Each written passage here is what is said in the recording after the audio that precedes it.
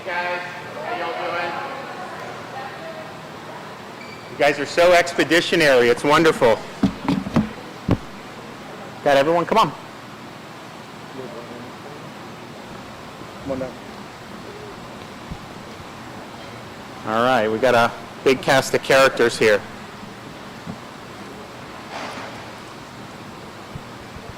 Well, it's wonderful to be here in Osceola County. I want to thank the folks we have with us today, Mayor Blackwell, we have City Manager Bill Sturgeon, we also have Representative Fred Hawkins, I have Dr. Kenneth Shepke, who's the Chief Medical Officer for the Florida Division of Emergency Management, and then we have folks who are going to tell their stories about receiving early treatment for COVID. Paula and David Roman, Dennis Sharp, and Chrissy Malukowicz. I had it in the car too. I was reviewing it. Well, we thank you guys for here. So over the last many weeks, we've been able in the state of Florida through over 20 state-supported sites provided early treatment in the form of monoclonal antibodies to nearly 65,000 Floridians. During that time, we have seen admissions to hospitals decline. We've seen the hospital census decline. We've seen visits to the emergency department for COVID decline. And so we're happy that this is something that people have really had success with.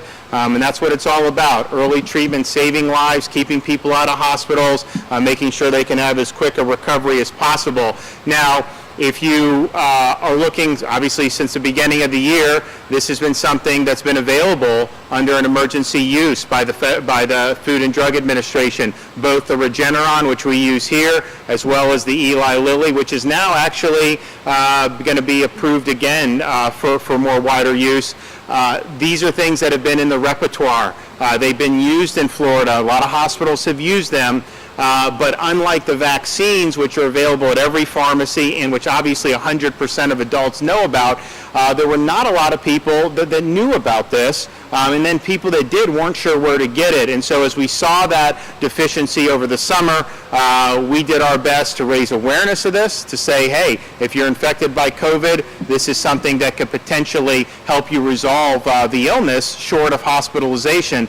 But we also wanted to provide easier access to folks. And so the sites that we have done, we of course in the Central Florida area, here we're happy to have a site right here at St. Cloud Community Center. So kind of a soft opening now. If someone shows up this afternoon, I'm sure they'll treat them. But starting tomorrow morning at 9 a.m., here at St. Cloud Community Center, this is going to be a monoclonal antibody treatment site, just like we have at Camping World Stadium, just like we have in Polk County and Merritt Island, Volusia County, Sumter, all those areas in this part of the state that we have. We'll have one right here. It'll be open 9 to 5, 7 days a week, and it will be able to see over 300 patients every day. Now, most of our sites do probably around 150 to 200 based on demand, but we do have several around the state that consistently do 250 to 300, even over 300 sometimes. If there's more demand at a particular site, then obviously we can move more resources there. Some of the sites do 100 or even 50 a day, and so we can obviously collapse that, make that a little smaller, and try to be nimble with it. So we think this will be very helpful for folks here in Osceola County. Now, they've obviously had access to go to Orlando or Merritt Island or Polk or wherever, but this is right here in the community, so it does make it easier for people, and we're trying to make it as accessible as possible for folks throughout this. We'll hear from some folks who've had it, but I can just tell you the key on this is the early intervention. And for a long time, a lot of patients or a lot of people that would get infected were basically expected to just stay home and hope it didn't get worse. And we're here to just say in Florida, you know, we're not just going to hope, we want to act. And so here is a situation where, particularly for people that are at high risk of COVID complications, you have an early treatment option that has proven to be successful, not just in Florida, but throughout the United States. So we're glad that this is here. The not only has the recognition increased a lot over these last weeks here in Florida, but now even in other states. And other states are following Florida's lead with some of these sites. You have more demand for it. We get correspondence into my office all the time from other states saying, hey, thanks, I saw your press conference online, and then I got infected a week later, and then I asked my doctor or whatever. So there's more physicians that are now aware of this. Not all physicians, or even many physicians, were not aware of the monoclonal antibodies. And so we're doing a lot to raise awareness and to help a lot of people. And again, this will be open 9 to 5, 7 days a week right here. If you want to look at all the areas where these sites are in Florida, you can go to floridahealthcovid19.gov. And if you want to make an appointment, just like we had this when we had the vaccine sites, you can go to patientportalfl.com and make an appointment. Now, this site should be available for doing it. If it's not available right now, it will be by tonight. They just have to populate it and make sure that it's working. This is something that is particularly beneficial for folks who are considered higher risk for severe COVID. So of course you're talking about elderly individuals. You're also talking about folks who are overweight. So anyone with a body mass index over 25 is somebody that's authorized. Also people that have kidney problems, diabetes, cardiovascular issues, lung conditions. And so I would say, particularly when you start talking about people that are like 50 and above, most of the people that are 50 and above are going to qualify in a lot of these things. We also have it authorized because Regeneron's been authorized for prophylaxis use. So you could have a situation where someone may get infected in a household. Maybe there's a vulnerable household member. They haven't developed symptoms yet. They can actually come in and get this as a prophylactics and hopefully ward off the infection entirely. So that is also something that we're able to do. So early is the key. If you do it early, the results have been very good. This is not something for patients that are, say, hospitalized in intensive care. By that point, the antibody, one, it's not even approved at that stage of treatment, but it's not something that's likely to turn the tide. If you do it early, you really can fight this back and have good success. So we're really happy about that. We're also happy to see that it is keeping people out of the hospital. I mean, we would have thousands more that would have been admitted over these many weeks if it wasn't for this program. So we're going to hear from some folks who were able to get this, and they're going to talk about it. So we have Paula and David. They have a home here in St. Cloud, also down in Miami, and so they're going to come up and talk about their story. So go ahead. Thank you. Yep. Good afternoon. My name is Paola Roman, and I want to say thank you, because it was extremely helpful to be able to drive over to Orlando and get the treatment. I believe my first symptoms was on a Thursday, and I remember getting in the car after picking up our oldest daughter from camp and thinking, if I close my eyes, I feel like I can fall asleep. So I said a quick prayer and said, all right, Paola, here we go. You got an hour drive. And I got home, I said to my husband, I feel like I got to throw myself on the bed and sleep. So that was my first day of symptoms, and I had a week like that where it was extremely difficult to even just get up and shower, brush my teeth. I had to force myself to drink orange juice and have blueberries for dinner. I felt like from the bedroom to just going to get a water refill, my legs were like spaghetti, and it really just was a lot of headache, a lot of tiredness and body ache. And I believe, I'm pretty certain that I got it from my dear father. When I kissed him on a Sunday afternoon as he was leaving, we later found out that he also was positive, and in South Florida, he did not have the luxury of going to a center like we did here. He had to actually go to urgent care several times, and then he was able to get the treatment at an emergency room. He's doing great, 70 years old. After the treatment, he's doing great. But it was very hard, so I was thankful to be able to go that Sunday. If you're a mom and you hear your daughter when you're in quarantine say, "Mom, can we cuddle?" That's another moment of difficulty besides everything else that you're feeling. So I want to thank my husband for taking care of me and our daughters while I was going through all of this, and I think that's a great segue, right? Yeah, come on. Hello, my name is Dave Roman, and Governor, I just want to say thank you so much, and I'm sure your staff team who researched this and made this available. When my wife came home sick, I think like many husbands, you get into a sense of either fear or faith, and I knew that there were options and resources, so I just powered up my internet connection and started to read as much as I could on what could be done. And the way social media works, I didn't even know anything about monoclonal antibodies, but all of a sudden on my social media feed came up an advertisement from the state saying that in Jacksonville they just opened up this treatment, and it made me curious, and I started researching it, and I saw that there was one within driving distance from our home here in St. Cloud. And I spoke with our local doctor and I said, hey, is this legit? I mean, is this some sort of internet scam on my phone that just popped up? And my doctor said, no, it's for real, and if you can get to it, I recommend doing it. My wife got sick a week before I did, and I think our biggest concern was we didn't both want to be sick at the same time with 2 little girls in the house. The worst thing about this was self-quarantining in our home. My wife was in a front bedroom, and I was taking care of our daughters, which was fantastic. Our daughters knew that my wife had COVID. We've been very upfront about not to fear this thing, but to let them know this is what's happening. My wife was in the front room coughing and sneezing, and I just couldn't wait for our appointment to come along. I found out about this treatment, made the appointment on a Tuesday, and it was on that following Sunday that we were going to have our appointment. And by that time, I still was tested negative. 3 times I tested negative. Every Thursday I'd go and just to see how I was doing. And I remember my daughter came in one morning on a Monday with a fever, and I was, like any father, concerned and scared. Immediately called our pediatrician, did a teleconference, and she said, just keep her fever down. Kids are resilient, they'll bounce back.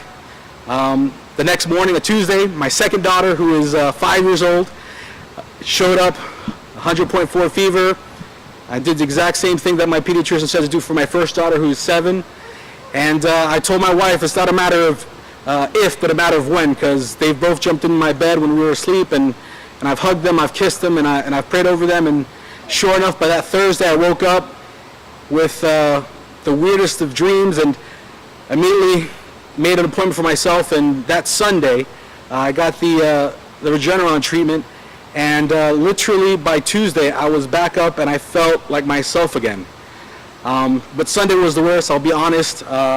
Waves of nausea and all kinds of just odd temperatures, spikes.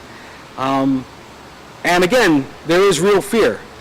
And I think our culture, our society has done this disservice where instead of giving us information, they give us this fear. And I thought that every little heartbeat that's sputtered from anxiety and not from COVID was COVID. Was able to get this treatment, and again, I just feel like once it worked on me, I told my father-in-law about it, and I said, find a place. If you have to drive up here to Orlando and stay with us, we'll find a way to get you an appointment. He couldn't make the drive. He was in an emergency room, and they administered the Regeneron treatment to him. And sure enough, about 4 days later, he was back up to his normal joking self and bringing us pan pizza, and it was great. So I just want to say thank you so much. Thank you.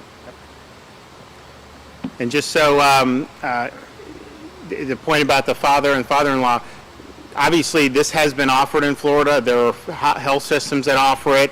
You know, our sites are meant to be very convenient. We want people to use them, but there are other ones. Now we do have a site in Miami-Dade at Tropicana Park. We also have one in Broward County at CB Smith, and then we have one in West Palm Beach as well. So South Florida, all 3 of those South Florida counties have a state site, but I know a lot of their other healthcare apparatus has also been doing this, which is really good, and we're happy about that. Okay, we have Dennis Sharp. He lives here in Osceola County. Has a suppressed immune system, and after he tested positive early this month, he started to develop symptoms. And so he asked his physician about the monoclonals, and was able to get signed up for that, and also eventually his mother as well. So why don't you come in and tell your story? Thank you, Governor. Dennis Sharp, yes. I'm treated for cancer out of MD Anderson in Houston. I tested positive for COVID in August, and I reached out to them. They had just started doing the treatment out in Houston and advised me that I need to get the monoclonal treatment. Unfortunately, the sites have become such in demand that it was a 2 to 3 day wait time, which I wasn't comfortable doing. I did reach out to Representative Hawkins asking if we're going to get a site in Osceola County, because I could tell it was needed based on checking all these sites in 2 to 3 days. I did get the treatment on August 23rd. My symptoms leveled out, didn't get worse, and I made it through within the 10-day quarantine. But on top of that, yes, my mother in her 70s ended up with COVID as well. She was not aware of this treatment. I made her aware of it, and her husband, who was not positive, were able to wait and get to one of the state sites and get the treatment. He has not become positive, and her symptoms went away as well. And another family member, my son and his girlfriend had a newborn last week, and upon leaving the hospital, they all tested positive for COVID.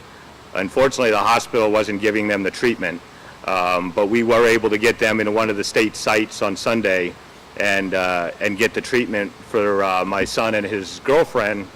And luckily, the antibodies that they get from that treatment, we're told, will pass through to the baby as well, through the mother's milk. So she'll be treated as well. Their symptoms seem to all have leveled out. My granddaughter does not have any symptoms. The mother's got a few, but they've leveled out, and my son's actually been testing negative now. So I wish the state sites were easier when I had it, but I got it, and I was able to promote it to family members, and I'll continue to promote it to family, friends, employees, or whatever that get it, and encourage them to get the treatment, because I really believe it helps to keep people from having those long hospital stays, as the information I got from my medical team. So, but thank you all. Okay. Okay, Chrissy. I'm Chrissy Malukowicz, and I tested positive for COVID on August 26th. 2 weeks prior to that, my brother and his wife, who reside in Citrus County, tested positive for COVID. And my brother encouraged me, the moment that I sent him the text that I tested positive, to go get the antibody treatment. I didn't know anything about what monoclonal antibodies were. I had no idea what I was getting into. All he would do would call my husband and say, get her into a treatment site. My brother was very, very sick. He had a fever for 10 days. He had dizziness, aches, body pains, headaches. On day 3 of my symptoms, I couldn't even get out of bed. I kept telling my brother, I'm going to go. And the thought of even getting into a car, it wasn't something that interested me. My husband made an appointment the 3rd day that I had symptoms. He put me in our car, and we drove an hour to Kiwanis Park over in Brevard County. And we walked in, and I sat for 15 minutes, shivering with the chills, with 102 fever. And we waited. They called us back. We got the treatment. We got the injections. After we received the injections, we went into another room. They observed us for about 15 to 30 minutes, and we left. That night was not easy. It was very, very difficult to get through. I continued with the fever and the chills. But the next morning, I woke up. My fever had broke. No more chills, no more body aches, and I just had a dull headache. I thoroughly believe that these antibodies are here to help us, and I'm so incredibly grateful and thankful that our state has these available to us. I know that if my brother did not go to get these antibodies on day 9, that he would have gotten pneumonia and been in the hospital. I also know that the severity of this horrible virus, it could have gotten me. It could have put me even further into being sick. I'm a working mom. I have 2 boys. I have a husband who thankfully came to my rescue, and he also came and he got the antibodies at the same time I did. Fortunately, he still does not have COVID, and we continually get tested. So I just want to say thank you very much for bringing this to our state and to the citizens of the state of Florida. Sure. Thank you. Okay, great. All right, what do we got? Bill. Thank you, Governor. Good afternoon. My name is Bill Sturgeon. I'm the city manager here in St. Cloud. And first off, Governor DeSantis, thank you for your leadership in setting up this site. It was an easy decision for me when Mr. The Osceola County Management Director called me and said he wanted to set up a monoclonal site. I have a personal story. 2 weeks ago, my daughter was diagnosed with COVID, drove herself to the hospital with difficulty breathing. I'm a former paramedic. I knew she was in a serious situation. And she was the third person in Putnam County to receive the monoclonal antibodies, and I attribute that to saving her life. So again, thank you from the Krebs and the Sturgeon family. Thank you, Governor. Absolutely. Right. Okay, we have Ken Shepke, Chief Medical Officer, Florida Division of Emergency Management. Thank you, Governor. So I think we all know now that COVID's not going away anytime soon. So to have the two arms of both prevention with the vaccines and treatment with the monoclonals is really important. The vaccines, we do know there's some breakthrough infections, but clearly it is keeping folks keeping them out of the hospital, preventing severe disease, preventing death. And now that we've got one of them that are fully FDA authorized and there's additional safety studies in women, I think a lot of people are now choosing to get the vaccine, which I would encourage you to do if you're not yet vaccinated. But it takes a little while for those vaccines to kick in and give you that protection. And the piece we've been missing until the governor put this initiative out in Florida is the treatment phase. And that's where these monoclonal antibodies come in. And we've been using antibody therapy in medicine for decades. This is a safe therapy, great track record on it, and we target it for specific diseases like in this one, COVID, specifically against that particular virus. And there's all sorts of great stories. And as the governor mentioned, we have had this in Florida, but it just has not really been out there. The access has not been there. The awareness, even among medical professionals, hasn't been there. Or even if they knew the therapy was there, they didn't know how to get it or where to send people to. But now that we've got all these state sites, and you hear all these great testimonials, we're even seeing a lot more of my colleagues are doing this in hospitals, urgent care centers, EMS. Great story out of the Panhandle just yesterday. It was a gentleman. He had lost a lung in his 20s from an ATV accident, only has one lung, came down with COVID, deathly afraid that he's going to have a bad outcome. Because of the governor's outreach, they got in touch with me. He went to, not to even one of the state sites, he went to one of the local hospitals in the Panhandle, who now, kudos to them, have this therapy available. Got the therapy yesterday, he's home now recovering. He fully feels that COVID, certainly he would have been hospitalized in ICU. He thinks that COVID might have killed him, and now he's got a really good chance of recovery thanks to this treatment. Thank you, Governor. And so we're glad that this could be here in Osceola. I mean, when we had the Orlando one, we obviously knew that could draw from neighboring counties, but there's a lot of folks in this region. So we got the Sumter County site, of course, Camping World Stadium, now this site, as well as Merritt Island. And then as you go further north on 95 in Volusia County, we have a site. So we are happy with that footprint, but we think this is something that's really, really significant. And just so people understand, this is something where people are being treated at these things who have vaccination status or no vaccination status, because I think if you look in Florida, the people that are the most vulnerable to COVID, overwhelmingly 90+% of them, elderly, other people with serious health issues, are vaccinated. And we are seeing breakthrough cases. The severity of those cases is less as a result of the protection the vaccine affords, but you do have folks, particularly very elderly people, who are becoming symptomatic even with fully vaccination. So when they're coming to get this treatment, that's helping. So we've obviously had people, and you heard some of the stories about the family members who get resolved, but there's also been people fully vaccinated, elderly, get COVID, come into the site, get it, still get hospitalized, but then get discharged. And a lot of the folks we've talked to, the physicians told them, look, if you had not done this, if you had not gotten the monoclonal, your outcome may have been worse. And so just understand, treatment is about people that have been infected.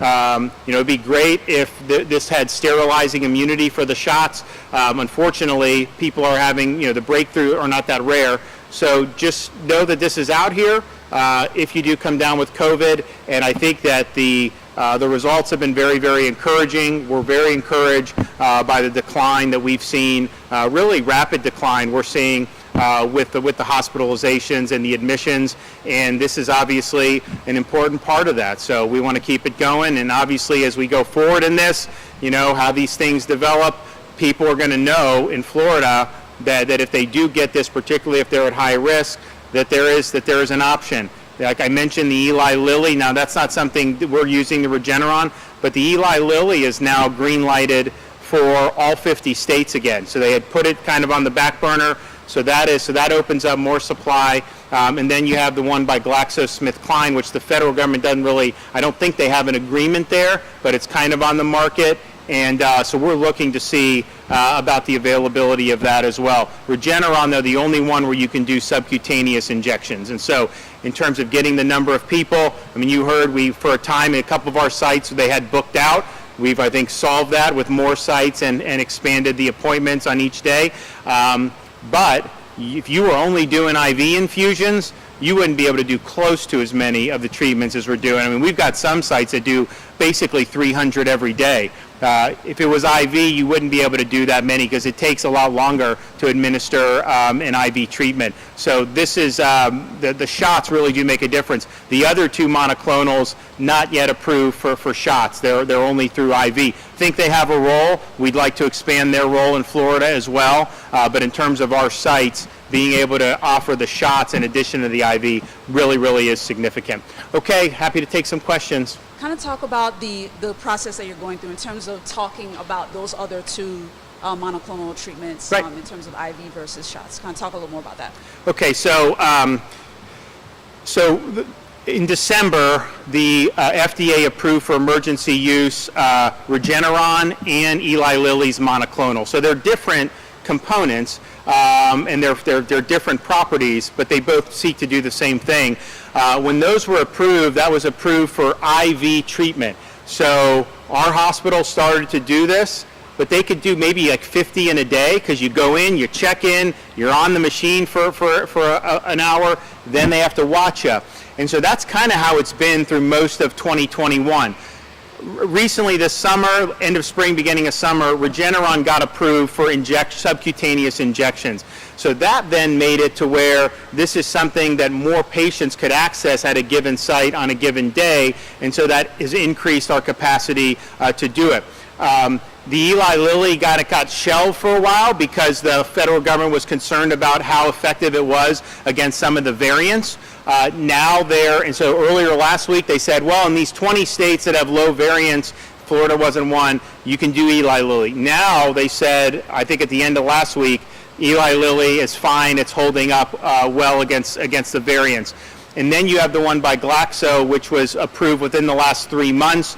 That has now Regeneron has massive amounts of data to support it. And I'm not saying that Glaxo is not effective. It probably is. The trial is great, 85% reduction in hospitalization, but it has not yet been used on this scale. We hope to be able to offer more of that in Florida. That, though, is not something the federal government as of now has purchased. And so if it is in a hospital or in a physician, it would basically be treated like any other medication. People would show insurance, Medicare, whatever. Now they say, and we're looking at this, that between all the different rebates and reimbursements that are available from the feds, that it would not be a significant cost for patients. But we're looking into that and seeing, and we want to provide those options for people if that's what they want. But my sense is, because it's not, you can't do the injections with it, that would be something more that the hospitals and some of the health systems would do at infusion centers. Our sites here would probably continue with the shots. Governor, Yes. you touched on it, coming back up to the podium about the vaccinations. We've seen demand go up for monoclonal antibodies, but demand has dipped for vaccinations about 3% this last week. We've heard Dr. Shefty say this is the best weapon against COVID-19. Do you agree vaccinations are still the number one weapon against this? So vaccinations are our top preventative measure. But once you're infected, the vaccine does not treat the disease. So they're two parts, they're just different sides of the coin. Particularly when you're looking at prevalence that may increase in the future, which hopefully we're really going down well now. Hopefully that continues. But you got to assume when we get into the winter, like last year, you will see an increase. Now, we didn't see a sharp increase last winter compared to the summers, nevertheless. And so people should understand that this is something that's going to be there, and that this is going to reduce your likelihood of being hospitalized or dying if you do it on the prevention side. However, once you are infected, you need treatment at that point, and that is regardless of vaccination status. I mean, I think that clearly the vaccines have reduced mortality amongst particularly elderly people who are the most vaccinated. That's really good news. At the same time, we are seeing a lot of infections amongst vaccinated, and if you're high risk, you probably want a treatment option as well, so you do it. It's also the case that, and Dr. Shepke has pointed this out, when we rolled out these sites, we were at the top of a wave. When we started doing this, I think the second week of August. When you get vaccinated right then, it does take time to kick in. It takes 4 to 6 weeks, probably 6 weeks to really get the protection. And so at the top of a wave, it's not saying don't do it, but just understand you get it the next day, you're not necessarily having the protection kick in. So it's two sides of the same coin. One is prevention, one is treatment. But I can tell you, even Pfizer now has said, they have the Pfizer vaccine, obviously, the only one that's fully FDA approved. CEO of Pfizer said, the battle against COVID is not just vaccines. It does require treatment. So they are researching and trying to develop treatments. So I think it's both. I think you got to do both. And certainly look, we're not forcing anyone to take this monoclonal. It's your decision based on your health. Talk to your doctor or whatever. We just want people to know that it's available. But clearly, given the number of breakthrough infections that we're seeing, clearly given the fact that the vaccinations have been effective against preventing severe illness, but it hasn't created the type of herd immunity that we hoped. We just have to know that people are going to come in contact with this. As someone, if you're vaccinated, you very well may end up getting an infection. It'll most likely be very mild. It'll be equivalent to a cold in most people, which is great. But for others, they could still potentially have severe outcomes, and so this gives you that opportunity. So I think you got to use all the tools in the toolbox.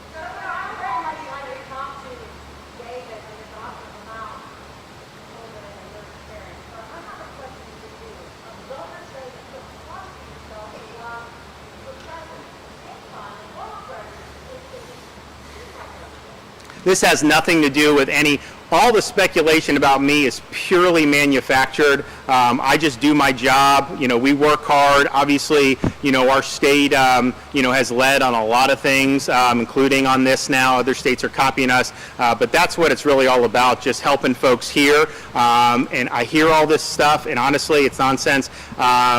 So, I don't really know what to say to rumors. Yes, sir.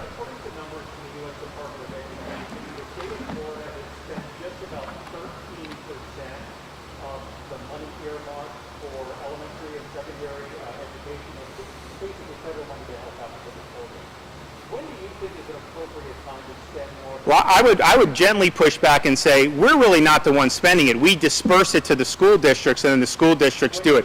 So we have not had requests for all that money yet. And so basically, as we field requests, we do it. The school districts have gotten a lot of money over this period of time, and so some of the earlier iterations, some of them are still working through that. So it is absolutely not a situation where we're not willing to disperse. As we get requests in, we will absolutely disperse, but many school districts haven't necessarily asked for a lot yet, and so we'll see how that goes, but it's all dependent upon those requests. We are not spending it directly. There is some money but for the school districts, that is something that is dispersed to the districts, and then they're spending. And when they submit the request and do it, we could do it. But this is only one of many different pots of money that has been sent down. There's been a lot of money that's been dedicated to this, so they've had access to a lot of different funds.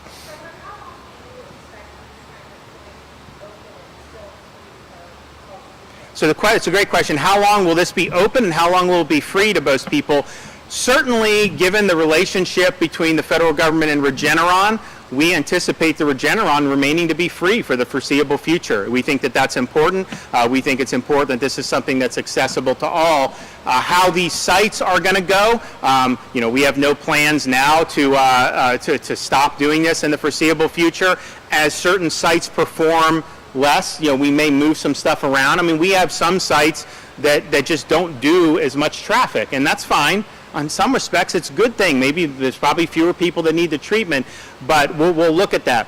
I do think, though, that this was really, we did this, it's like necessity is the mother of invention. We saw that people didn't know about this. We saw that a lot of people in the medical community didn't know about it or didn't know it was available, so we felt the need to come in and do it. Ideally, you would have the medical community be able to just handle this as a matter of course. So we're looking at different ways that could potentially be done, but as long as there's a need for it, we want to be part of this. My hope is that we get to the point where obviously the Regeneron, I'd like to have Glaxo and Eli Lilly one. I hope that's readily available throughout Florida. We're working and seeing kind of where that is. Obviously, a lot of the hospitals and doctors, they will just draw this down directly. It doesn't involve the state government. And really, the Regeneron is drawn down directly by providers, too. It's not all like we're dispersing all of it. They get it drawn down and sent. Now, we can get it drawn down and sent to us, too, and that's what we're doing for these sites.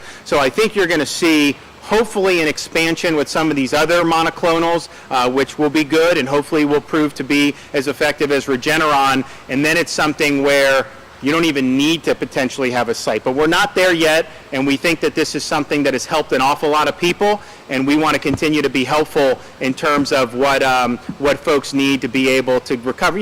When you're talking about this, and we've heard, the stories we get are just unbelievable.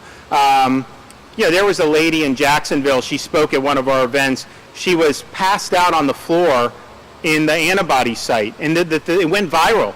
And she basically said, look, I was on day 9, I was headed right to the ICU.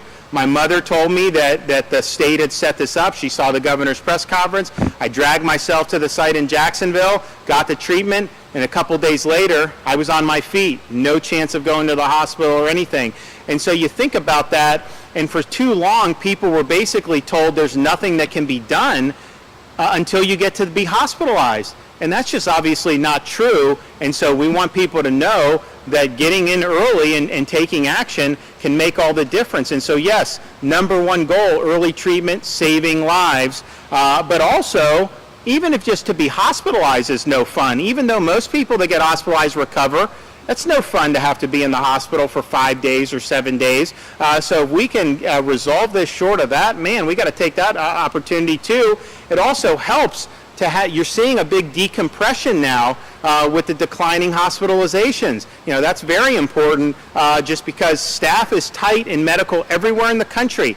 When the COVID census goes up, it really strains a lot of the folks who are working on the front lines. And they've done a really good job in Florida. We really appreciate it. But that's another factor that really helps everybody out. And then just to people to get on their feet quicker, people, they have families, they have jobs, they have stuff they got to tend to, and to be able to take an illness that could be a 10 to 12 day deal where they're bedridden, even short of hospitalization, if that can be resolved in days with the symptoms going away and you feeling better, man, that's so much better for themselves, their families, and everything around them. So it's really important to do, and we're going to continue to do it. We are not fully done with the sites. So we had done the 21, and we thought that it was pretty good, but then we did hear from people that said, hey, I had to drive all the way to Brevard, or some folks in the Panhandle had to drive all the way to Fort Walton Beach from like Pensacola. And not that those are like 4-hour drives, but when you're sick, that's not the easiest thing to do.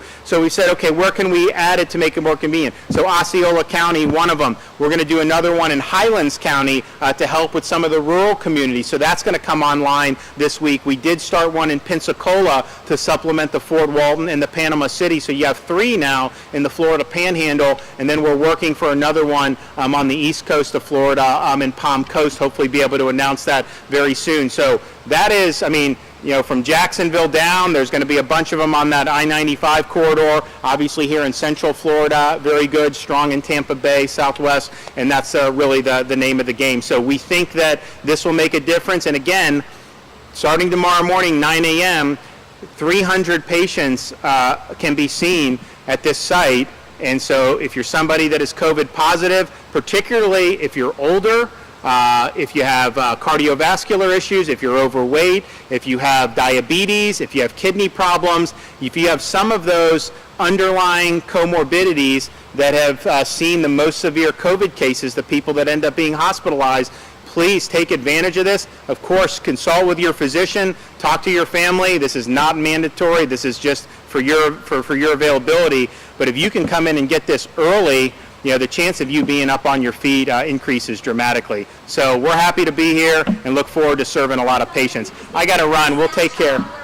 If you want to talk to somebody,